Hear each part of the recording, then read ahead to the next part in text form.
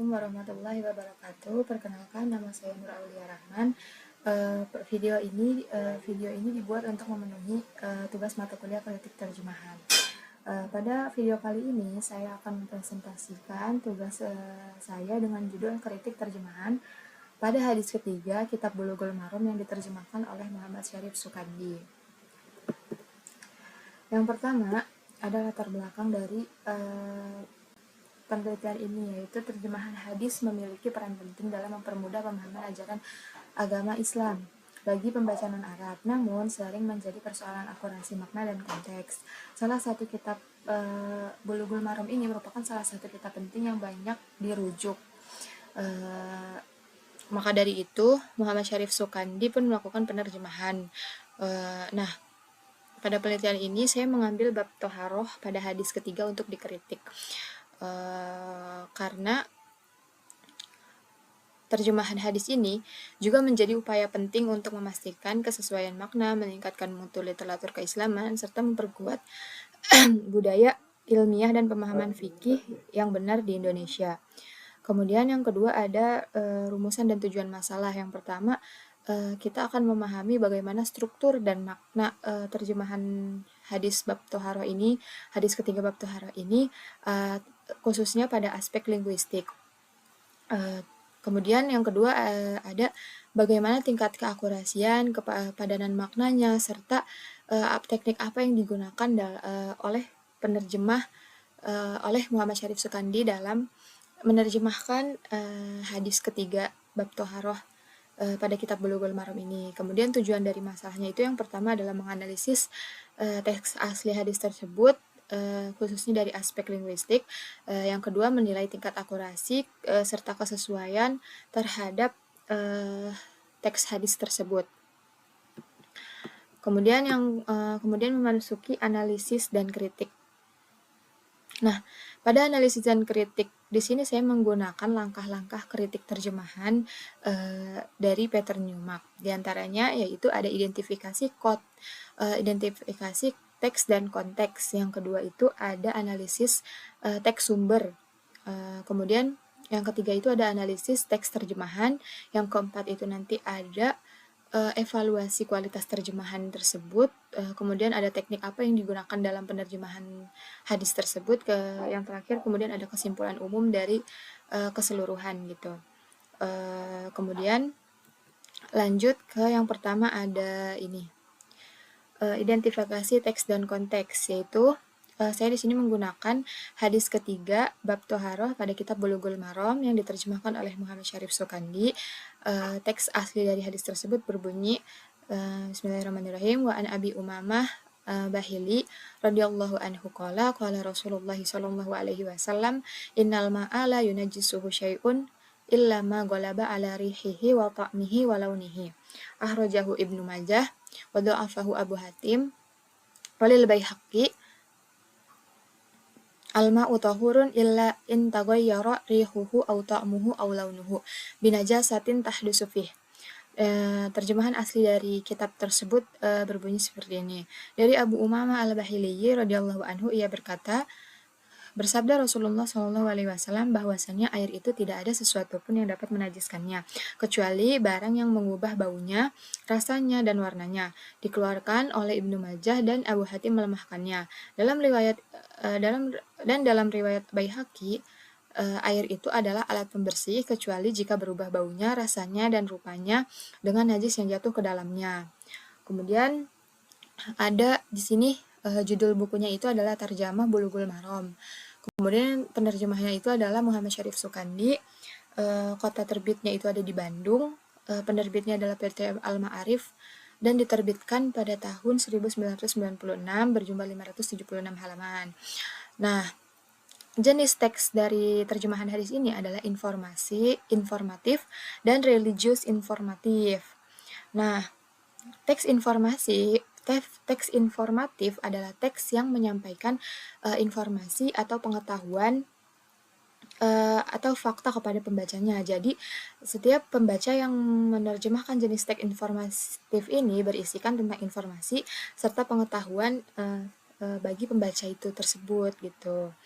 Kemudian yang dimaksud dengan religius informatif ini adalah karena pengetahuan dalam terjemahan teks hadis ini berupa tentang hukum bersuci dalam Islam gitu, hukum sifat air juga dalam Islam gitu. Kemudian yang selanjutnya ada tujuan penerjemahan. Tujuan penerjemahan teks hadis ini adalah sebagai teks keagamaan. Teks keagamaan adalah kegiatan menerjemahkan teks-teks agama seperti Al-Quran, hadis, kitab fikih, tafsir, dan naskah keagamaan lainnya. Seperti itu. Selanjutnya ada analisis teks sumber. Nah, yang pertama di sini ada ada dari aspek linguistik, yaitu kata inna di sini memberikan penegasan kepada kata yunajisuhu, yang menunjukkan adanya proses menjadinya najis, air itu menjadi najis sebab adanya 3 hal. Yang pertama itu apabila berubah baunya, berubah warnanya, atau berubah rasanya, kayak gitu. Kemudian dari aspek linguistik, struktur hadis ini ringkas, kemudian menyampaikan hukum fikih gitu, terus menggunakan pola istisna pengecualian. Nah, selanjutnya ada gaya bahasa, yaitu gaya bahasa dari terjemahan hadis bab Toharoh ini adalah formal normatif. Nah, gaya bahasa formal adalah cara penulisan untuk penyampaian yang tersusun, baku, sopan, dan mengikuti kaidah bahasa Indonesia atau bahasa sasaran gitu. Sedangkan gaya bahasa normatif adalah gaya bahasa penyampaian yang mengacu pada norma, aturan, atau ketentuan yang berlaku seperti norma agama, standar akademik, atau pedoman organisasi lainnya gitu. Kemudian ada register. Oh ya, ciri-ciri dari gaya bahasa normatif adalah di antara itu menggunakan kalimat yang tegas dan teratur. Terus menyampaikan tata cara atau pengetahuan mengacu pada aturan atau standar tertentu. Nah, kemudian selanjutnya ada register. Register yang digunakan dalam terjemahan teks hadis ini adalah register agama. Register adalah variasi bahasa yang digunakan dalam situasi tertentu untuk tujuan tertentu. Gitu, kayak contohnya terjemahan hadis ini itu dituju untuk teks keagamaan, maka menggunakan variasi bahasa register keagamaan kayak gitu. Serta di sini ada nuansa makna. Nuansa makna dari terjemahan teks hadis ini adalah denotatif, walaupun denotatif itu, yang artinya denotatif adalah menggunakan makna asli, makna dasar, atau makna dari kamus secara langsung gitu. Tidak seperti konotatif. Kalau konotatif itu kan muncul dari perasaan, asosiasi budaya, pengalaman sosial, nilai positif atau negatif, kayak gitu. Maka terjemahan hadis ketiga bab Toharoh di kitab Bulughul Maram ini termasuk ke dalam yang menggunakan nuansa denotatif. Kemudian yang terakhir ada pesan inti yang disampaikan oleh hadis ketiga ini adalah di mana air tetap suci kecuali jika ada perubahan besar dari 3 sifatnya, yaitu pada baunya, pada rasanya, atau pada warnanya. Kemudian selanjutnya ada analisis teks terjemahan. Yang pertama pada aspek leksikal. Nah, pada frasa la yunajjisuhu syai'un di sini diterjemahkan secara akurat, yaitu tidak ada sesuatu pun yang menajiskannya. Kemudian pada frasa ma ghalaba ala yang diterjemahkan menjadi yang mengubah. Padahal jika diterjemahkan secara literal, ghalaba itu berarti yang mendominasi atau yang menguasai. Tetapi di sini sudah diterjemahkan menjadi yang mengubah gitu. Adanya penyesuaian konteks gitu. Kemudian pada kata tohurun di sini itu diterjemahkan sebagai alat pembersih. Penggunaan ini tuh sebenarnya kurang tepat karena memberikan kesan alat gitu. Alat pembersih gitu kan. Padahal yang dimaksud dalam konteks hadis ini adalah bahwa air itu sifatnya suci, karena tohurun ini juga termasuk ke dalam sifat mubalaghah dengan wazan itu faulun. Nah, wazan faulun ini berarti itu sangat, jadi bisa diartikan sebagai suci, mensucikan gitu, jadi sangat suci gitu. Kemudian yang terakhir pada kata launuhu di paragraf kedua terjemahan. Nah, di paragraf pertama terjemahan ini launuhu diterjemahkan sebagai warnanya, sedangkan di paragraf kedua terjemahan hadis ini, launuhu itu diterjemahkan sebagai rupanya gitu, adanya ketidakkonsistenan pemilihan kata gitu. Dan penerjemahan yang tepatnya itu adalah warnanya, karena menurut kamus juga launuhu itu artinya warnanya. Kemudian pada aspek struktural, nah di sini adanya interferensi struktural karena pada frasa qala Rasulullah SAW diterjemahkan mengikuti susunan kata BSU, bahasa sumber gitu, yaitu bersabda Rasulullah. Seharusnya kan jika proses menerjemahkan itu kita harus mengikuti pola struktur bahasa sasaran, yaitu SPOK kan biasanya kalau di Indonesia. Nah, yaitu menjadi Rasulullah SAW bersabda, seharusnya mendahulukan subjek gitu. Kemudian pada frasa wado'afahu Abu Hatim diterjemahkan pada terjemahannya Muhammad Syarif Sukandi ini diterjemahkan sebagai Abu Hatim melemahkannya. Seharusnya diterjemahkan menjadi dilemahkan oleh Abu Hatim, karena ini merupakan bentuk kalimat pasif dalam bahasa Indonesia. Selanjutnya pada aspek terminologi, ada beberapa kata yang diterjemahkan belum sesuai dengan istilah teknis. Istilah teknis yaitu istilah fikih atau istilah hadis gitu. Yang pertama pada kata tohurun yang diartikan sebagai alat pembersih, itu seharusnya diterjemahkan menjadi suci lagi, mensucikan gitu. Kemudian pada kata akhrojahu, dalam istilah ilmu hadis ini akhrojahu itu dikenal sebagai diriwayatkan, yang diterjemahkan harus diriwayatkan, bukan dikeluarkan gitu. Terus kemudian pada kata wado'afahu itu dalam istilah hadis itu juga dikenal sebagai dilemahkan oleh gitu. Nah, kemudian selanjutnya ada pada transliterasi. Pada terjemahan hadis ketiga bab Toharoh ini, yang diterjemahkan oleh Muhammad Syarif Sukandi ini, umumnya belum menggunakan transliterasi gitu, masih menggunakan bahasa Latin biasa gitu. Nah, ada beberapa yang diubah menggunakan transliterasi, yaitu seperti pada frasa Abu Umamah Al-Bahili, kemudian pada frasa radhiyallahu anhu, kemudian pada frasa Rasulullah SAW, kemudian pada frasa Ibnu Majah, Abu Hatim, dan Baihaqi. Kemudian adanya penggunaan tanda baca. Nah, ada beberapa kesalahan kecil dalam teks terjemahan hadis ketiga ini, seperti setelah kata berkata seharusnya itu menggunakan tanda baca titik 2 bukan titik koma. Nah, yang kedua itu setelah kata bersabda Rasulullah SAW itu seharusnya menggunakan tanda koma bukan titik 2. Dan kemudian pada frasa kecuali barang yang mengubah baunya, rasanya, dan warnanya. Nah, di antara kata rasanya dan warnanya itu seharusnya menggunakan koma. Begitupun pada paragraf kedua di kalimat tersebut. Nah, kemudian selanjutnya ada teknik penerjemahan yang digunakan dalam terjemahan hadis ketiga bab Toharoh di kitab Bulughul Maram ini. Yang pertama ada teknik penerjemahan transference.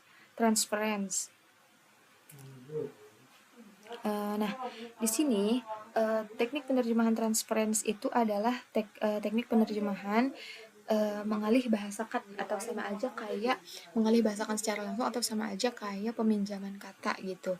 Nah, di sini ada contohnya seperti nama sanad, yaitu Abi Umamah Al-Bahili yang ditulis dengan bahasa Latin langsung, kayak tetap mengikuti bahasa Arabnya gitu, Abu Umamah Al-Bahili.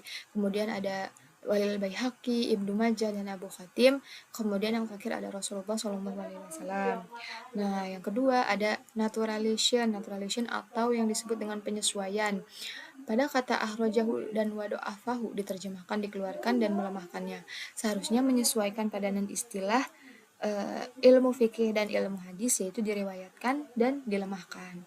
Kemudian di sini adanya transposisi pada frasa innal ma'a la yunajjisuhu syai'un.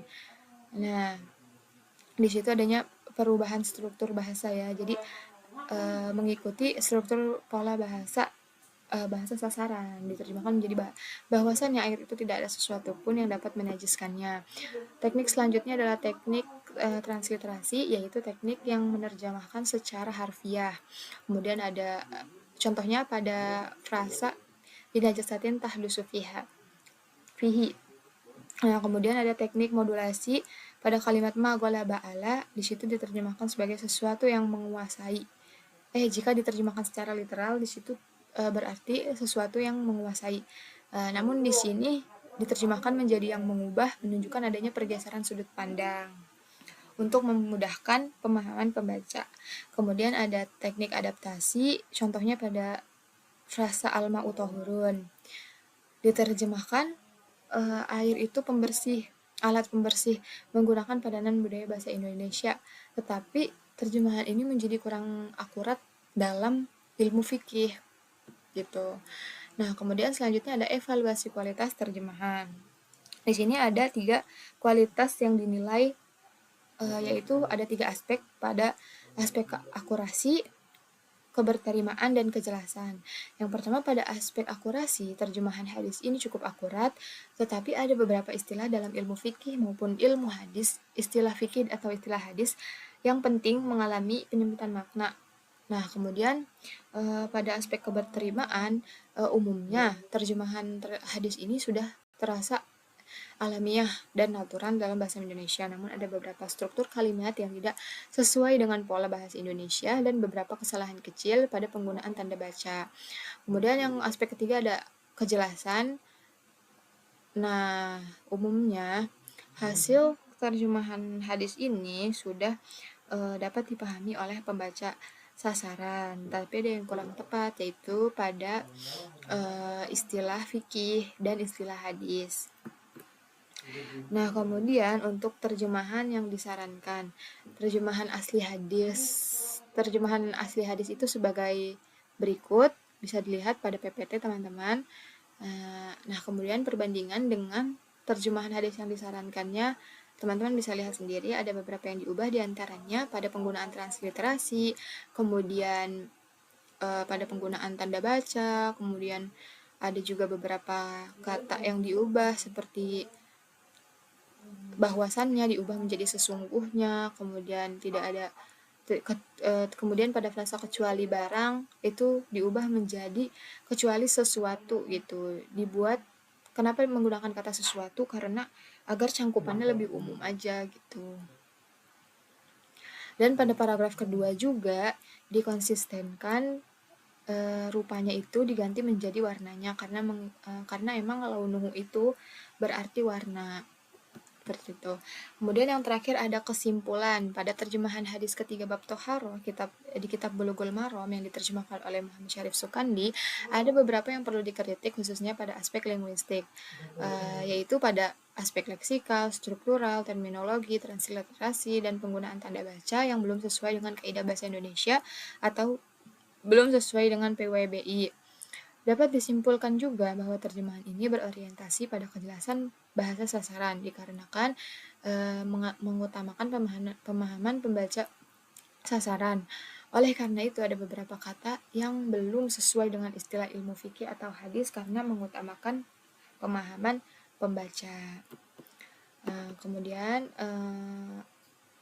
sekian presentasi dari saya, kurang lebihnya mohon maaf. Wassalamualaikum warahmatullahi wabarakatuh.